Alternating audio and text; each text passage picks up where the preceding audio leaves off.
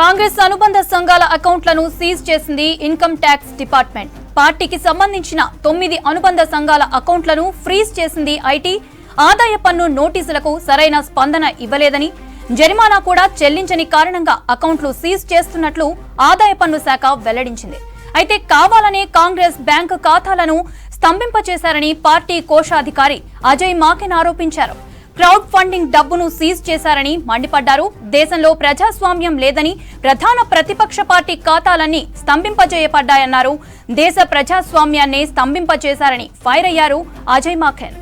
Right, దీనికి సంబంధించిన మరిన్ని అప్డేట్స్ ఢిల్లీ నుంచి మదార్ అందిస్తారు. మదార్, డీటెయిల్స్ ఏంటి?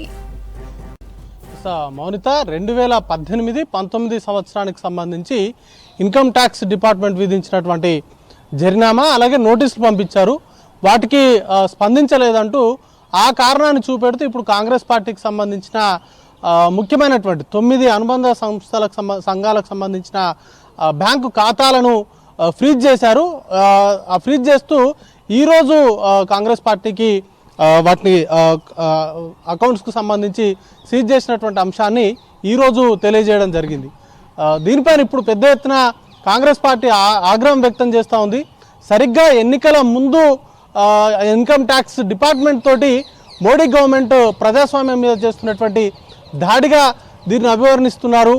కాంగ్రెస్ పార్టీకి సంబంధించిన జాతీయ అధ్యక్షుడు మల్లికార్జున ఖర్గే ట్విట్టర్లో స్పందించారు. ఇప్పుడు కొద్దిసేపటి క్రితమే అజయ్ మాకెన్ పార్టీకి సంబంధించిన ట్రెజరర్ వారు జరిగినటువంటి అంశాలకు సంబంధించి, అంటే 4 ఏళ్ల క్రితానికి సంబంధించినటువంటి అంశాన్ని ఇప్పుడు సాకుగా చూపెడుతూ కాంగ్రెస్ పార్టీకి సంబంధించిన బ్యాంక్ అకౌంట్స్, అంటే కనీసం డబ్బులను విత్డ్రా చేయడం కానీ లేకపోతే జీతభత్యాలు ఇవ్వకుండా వాటిని ఆపేటువంటి ప్రయత్నం చేశారంటూ కూడా ఆరోపణలు చేశారు. ఎందుకంటే ఇప్పుడు కాంగ్రెస్ పార్టీకి సంబంధించి క్రౌడ్ ఫండింగ్ అనేది కూడా చేస్తూ ఉన్నారు. ఇటు భారత్ న్యాయయాత్ర పేరుతోటి, భారత్ జోడో న్యాయయాత్ర పేరుతోటి ప్రస్తుతం క్రౌడ్ ఫండింగ్ అనేది కూడా ప్రజల నుంచి విరాళాలు అనేది కూడా సేకరిస్తున్నారు. అంతకుముందు పార్టీ కోసం, పార్టీకి సంబంధించి 138 ఏళ్ల ఆవిర్భావ దినోత్సవాన్ని జరుపుకునేందుకు ఒకసారి క్రౌడ్ ఫండింగ్ చేశారు. ఇప్పుడు మరొకసారి భారత్ జోడో న్యాయయాత్ర పేరుతోటి క్రౌడ్ ఫండింగ్ చేస్తూ ఉన్నారు. అలాగే ఇతర మార్గాలు, ఇతర వ్యక్తుల నుంచి కావచ్చు లేకపోతే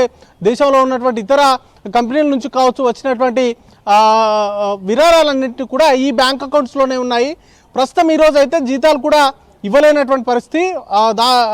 బ్యాంక్ అకౌంట్స్ సీజ్ చేయడంతో జీతాలు కూడా ఇవ్వలేదంటూ కూడా కొద్దిసేపటి క్రితమే ప్రకటించారు. కానీ ఇదొక రాజకీయంగా కక్ష సాధింపు చర్యలు, లేకపోతే రాజకీయంగా ఒక ప్రధాన ప్రతిపక్షమైనటువంటి పార్టీ పైన ఎన్నికల ముందు చేస్తున్నటువంటి దాడిగా దీన్ని అభివర్ణిస్తూ ఉన్నారు. ఖచ్చితంగా రానున్నటువంటి రోజుల్లో దీనిపైన, ఈ అంశానికి సంబంధించి ఖచ్చితంగా ఫైట్ చేస్తామంటూ కూడా మల్లికార్జున ఖర్గే ప్రకటించారు. దీన్ని ఎందుకంటే మోడీ అధికార దాహంతో ఈ కాంగ్రెస్ పార్టీ పైన చేస్తున్నటువంటి దాడిగా దాన్ని పేర్కొనడంతో పాటు రానున్నటువంటి రోజుల్లో దీనికి వ్యతిరేకంగా పోరాడతాము, అన్ని పక్షాలు, రాజకీయ పార్టీలన్నీ కూడా మద్దతుగా ఉండాలంటూ కూడా ఆయన కోరారు.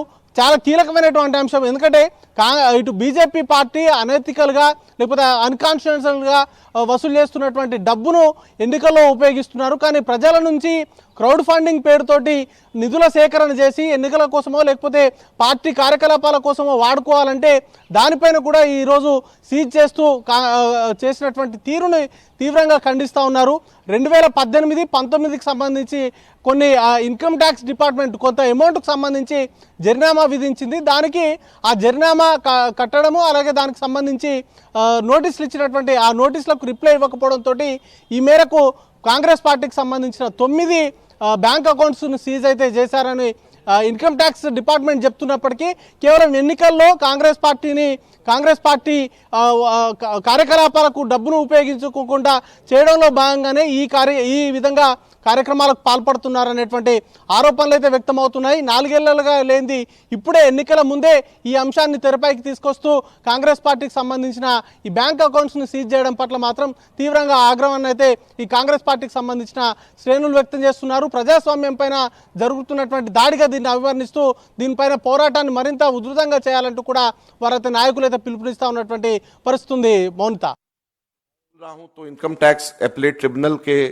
पास में हमारी अर्जी पे सुनवाई हो रही है और ये हम उम्मीद करते हैं कि हमारे देश की जुडिशरी इस लोकतंत्र की रक्षा करेगी। हमारा पूरा भरोसा हमारे देश की जुडिशरी पे है और हम उम्मीद करेंगे कि हमारे देश की जुडिशरी लोकतंत्र के ऊपर जो ये हमला हुआ है और लोकतंत्र को बेड़ियों में बांधने की जो कोशिश हो रही है, इससे इन बेड़ियों को खोलेगी और लोकतंत्र को हमारे देश में वापस बहाल करेगी। अब हमारे को जुडिशरी के ऊपर ही भरोसा है। कांग्रेस पार्टी आगे आने वाले दिनों में सड़क पर उतर करके लोकतंत्र की रक्षा करने के लिए लड़ाई लड़ेगी। मैं आज ही अभी यहाँ से निकल करके राहुल गांधी जी से मिलने के लिए जा रहा हूं, उनको मैं पूरा ब्रीफ करूंगा और मैं उम्मीद करूंगा कि आप सब लोगों का, मीडिया का खास तौर के ऊपर इसमें सहयोग हमारे को मिले और आप जनता